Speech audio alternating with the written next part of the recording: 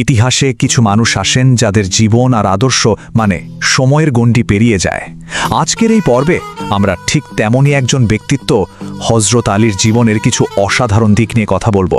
দেখব ঠিক কি কারণে ইতিহাসে তার স্থান এতটা বিশেষ। তো চলুন শুরু করা যাক। আর শুরুটাই করছি স্বয়ং নবী মোহাম্মদের একটা শক্তিশালী উক্তি দিয়ে। এই একটা বাক্যই কিন্তু হযরত আলীর আধ্যাত্মিক মর্যাদা আর তার নেতৃত্বের ভিত গড়ে তুলেছিল। আর এটাই আমাদের আজকের আলোচনার মূল ফোকাস। তাহলে বুঝতেই পারছেন, নবীর এই ঘোষণাটাই ছিল সবকিছু। এটাই হযরত আলীর মর্যাদার ভিত্তি। আচ্ছা চলুন তো এই ঘোষণার মূল শব্দটা আর এর আসল মানেটা একটু গভীরে গিয়ে বোঝার চেষ্টা করি। এখানে যে শব্দটা ব্যবহার করা হয়েছে সেটা হলো মাওলা। এর সহজ মানে হলো নেতা, মালিক বা অভিভাবক। তো নবী যখন এই শব্দটা ব্যবহার করছেন তখন তিনি কিন্তু শুধু একটা নাম বা উপাধি দিচ্ছেন না। তিনি আসলে মুসলিম উম্মার মধ্যে হযরত আলীর যে একটা নেতৃত্বের ভূমিকা থাকবে সেই দিকেই পরিষ্কার ইঙ্গিত দিচ্ছিলেন। এটা নিঃসন্দেহে একটা খুবই গুরুত্বপূর্ণ মুহূর্ত ছিল। আচ্ছা, এবার আমরা হযরত আলীর জীবনের এমন একটা দিকে যাব যা সত্যি অলৌকিক। তার জন্ম আর শৈশবের কিছু ঘটনা যেগুলো তাকে আর সবার থেকে একদম আলাদা করে দিয়েছিল। ইতিহাসে যে ঘটনাটা সোনার অক্ষরে লেখা আছে সেটা হলো হযরত আলীর জন্ম হয়েছিল পবিত্র কাবার ঠিক ভেতরে। ভাবা যায় এটা এমন একটা সম্মান যা তার আগে বা পরে আর কেউই পায়নি। এই যে দেখুন, এই সম্মানটা যে কতটা বিরল সেটা এখানে পরিষ্কার। একদিকে হযরত আলী আর অন্যদিকে বাকি সবাই। তথ্যসূত্র অনুযায়ী তিনিই প্রথম এবং তিনিই শেষ ব্যক্তি যার জন্ম হয়েছিল পবিত্র কাবার ভেতরে। ইতিহাসে এটা তাকে এক কথায় অতুলনীয় একটা মর্যাদা দিয়েছে। তার এই অসাধারণ জন্মের ঠিক পরপরই মাত্র 9 বছর বয়সে তিনি ইসলাম গ্রহণ করেন। এই টাইমলাইনটা দেখলে স্পষ্ট বোঝা যায় যে একেবারে শুরু থেকেই তার বিশ্বাস কতটা দৃঢ় আর তিনি কতটা প্রতিশ্রুতিবদ্ধ ছিলেন।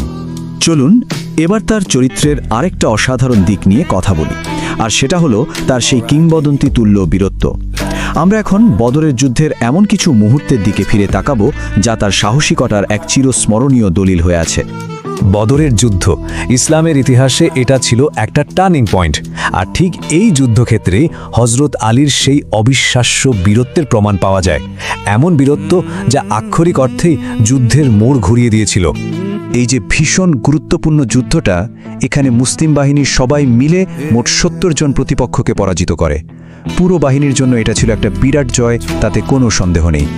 কিন্তু সবচেয়ে অবাক করা তথ্যটা হলো এই 70 জনের মধ্যে ঠিক অর্ধেক 35 জনকে হযরত আলী একাই ধরাশায়ী করেছিলেন। একবার ভাবুন, একা। এটা তার একক বীরত্বের এক অবিশ্বাস্য পরিসংখ্যান। এই বার চার্টটা দেখুন, কি পরিষ্কারভাবে দেখা যাচ্ছে, তাই না? একদিকে হযরত আলী একা আর অন্যদিকে বাকি পুরো সেনাবাহিনী। দুজনের অবদান একদম সমান সমান। এটা তার সামরিক দক্ষতা আর সাহসের যে কি বিরাট প্রমাণ তার বলার অপেক্ষা রাখে না। যুদ্ধের এই পরিসংখ্যানগুলো দেখার পর এই কথাটা যেন আরো সত্যি মনে হয়। বলা হয় তার মতো বাহাদুর আজ পর্যন্ত এই দুনিয়ায় আর জন্মায়নি। সত্যি এমন বীরত্ব সচরাচর দেখা যায় না। তাহলে পুরো আলোচনাটা থেকে আমরা হযরত আলীর জীবনের 4টা মূল ভিত্তি দেখতে পাচ্ছি, তাই না? প্রথমত, নবী নিজে তাকে মাওলা ঘোষণা করেছেন। দ্বিতীয়ত, কাবার ভেতরে তার সেই অলৌকিক জন্ম। তৃতীয়ত, মাত্র 9 বছর বয়সে তার গভীর ঈমান।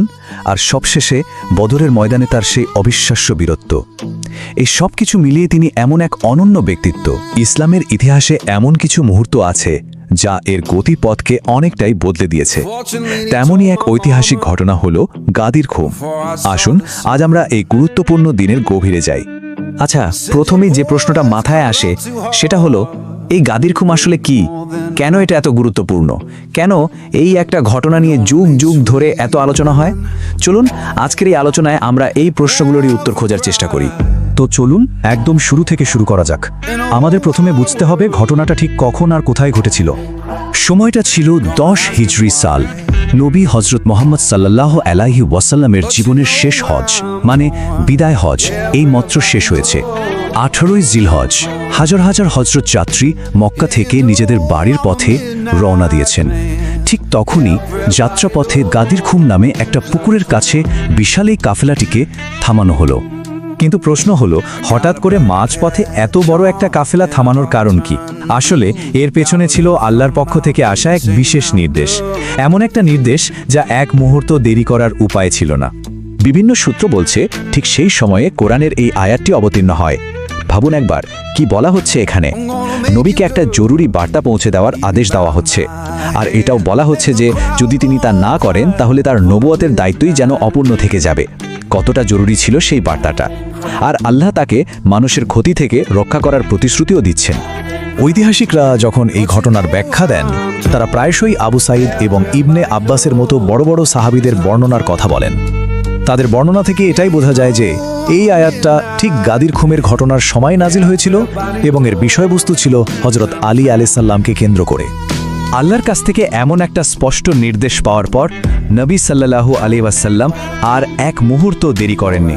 সঙ্গে সঙ্গে তিনি লোক পাঠালেন, যারা কাফেলায় এগিয়ে গিয়েছিলেন তাদের ডেকে আনা হলো, আর যারা পেছনে পড়েছিলেন তাদের জন্য অপেক্ষা করা হলো। উদ্দেশ্য একটাই, সবাইকে এক জায়গায় জড়ো করা। একবার কল্পনা করুন দৃশ্যটা, প্রায় 1.25 লাখ মানুষ, একটা বিশাল জনসমুদ্র তৈরি হয়েছিল সেই মরুভূমির মাঝে। এত বড় একটা জমায়েত, এটাই তো বলে দেয় যে যে ঘোষণাটা আসতে চলেছিল সেটা কোনো সাধারণ ঘোষণা ছিল না, এটা ছিল সবার জন্য আর ভীষণ গুরুত্বপূর্ণ। তো সবাই জড়ো হয়েছেন, অপেক্ষা করছেন। এবার আসছে সেই মুহূর্তটা যা গাদির খুমের ঘটনার একেবারে কেন্দ্রবিন্দু, সেই ঐতিহাসিক ঘোষণা যা নিয়ে আজও এত আলোচনা, এত বিশ্লেষণ। সবাই যখন প্রস্তুত, নবী সাল্লাল্লাহু আলাইহি ওয়াসাল্লাম প্রথমে হযরত আলী ইবনে আবি তালিবকে ডাকলেন, তাকে নিজের পাশে মঞ্চের উপরে আসতে বললেন। চারদিকে পিনপতন নীরবতা, 1.25 লাখ মানুষ অধীর আগ্রহে অপেক্ষা করছে কি বলবেন তিনি। এরপর যা হলো তা আরও নাটকীয়। নবী সাল্লাল্লাহু আলাইহি ওয়াসাল্লাম হযরত আলীর হাতটা ধরলেন এবং এমনভাবে উঁচু করে তুললেন যে সেই বিশাল ভিড়ের একেবারে শেষ প্রান্তে যে দাঁড়িয়েছিল সেও যেন স্পষ্ট দেখতে পায়। এটা শুধু হাত তোলা ছিল না, এটা ছিল একটা শক্তিশালী প্রতীকী বার্তা। আর ঠিক সেই মুহূর্তে সেই উঁচু করে ধরা হাতের দিকে তাকিয়ে থাকা লক্ষ লক্ষ মানুষের সামনে এলো সেই ঐতিহাসিক ঘোষণা। নবী সাল্লাল্লাহু আলাইহি ওয়াসাল্লাম বললেন, মান কুনতু মাওলাহু ফাহাজা আলিউন মাওলা। এর অর্থ হলো, আমি যার মাওলা, এই আলীও তার মাওলা। এখানে মাওলা শব্দটার অর্থ কিন্তু অনেক গভীর। এর মানে নেতা, অভিভাবক, মুনিব সবই বোঝাতে পারে। একটা এত বড় ঘটনা, এত বড় একটা ঘোষণা, স্বাভাবিকভাবেই প্রশ্ন আসে এর ঐতিহাসিক ভিত্তি কতটা মজবুত। ঘটনাটা যে সত্যি ঘটেছিল তার প্রমাণ কি? চলুন এবার আমরা সেদিকেই একটু নজর দিই। ঘোষণাটা শেষ হতে না হতেই একটা দারুণ ব্যাপার ঘটল। সেখানে উপস্থিত সাহাবীরা একে একে হযরত আলীর কাছে আসতে লাগলেন আর তাকে অভিনন্দন জানাতে শুরু করলেন। তাদের এই প্রতিক্রিয়া থেকেই বোঝা যায় যে তারা নবীর কথার অর্থ ঠিকই বুঝতে পেরেছিলেন এবং মনে প্রাণে তা মেনেও নিয়েছিলেন। এই ঘটনাটার নির্ভরযোগ্যতার ব্যাপারটা কিন্তু অসাধারণ। এটা কোনো একজন বা দুজন বলেননি, 110 জনেরও বেশি সাহাবী, মানে যারা সরাসরি নবীর সঙ্গী ছিলেন, তারা এই ঘটনার বর্ণনা দিয়েছেন। এখানেই শেষ নয়, তাদের পরের প্রজন্ম অর্থাৎ 84 জন তাবেঈনও এর বর্ণনা দিয়েছেন। এতগুলো সূত্র থেকে যখন একই ঘটনার বর্ণনা আসে তখন এর ঐতিহাসিক গুরুত্ব নিয়ে প্রশ্ন তোলার সুযোগ থাকে না বললেই চলে। তো সবকিছু মিলিয়ে আমরা এটাই বলতে পারি যে গাদির খুমের ঘটনা কোনো বিচ্ছিন্ন বা সাধারণ ঘটনা ছিল না, বরং এটা ছিল ইসলামী ইতিহাসের একটা অন্যতম গুরুত্বপূর্ণ মুহূর্ত, যার পক্ষে রয়েছে প্রচুর ঐতিহাসিক প্রমাণ। সবশেষে একটাই প্রশ্ন রেখে যেতে চাই, ইতিহাসে এমন একজন ব্যক্তিত্বের গুরুত্ব ঠিক কতটা, যার মধ্যে নেতৃত্ব, আধ্যাত্মিকতা আর বীরত্বের এমন এক অবিশ্বাস্য মেলবন্ধন ঘটেছিল? এটা সত্যি ভাবার মতো একটা বিষয়।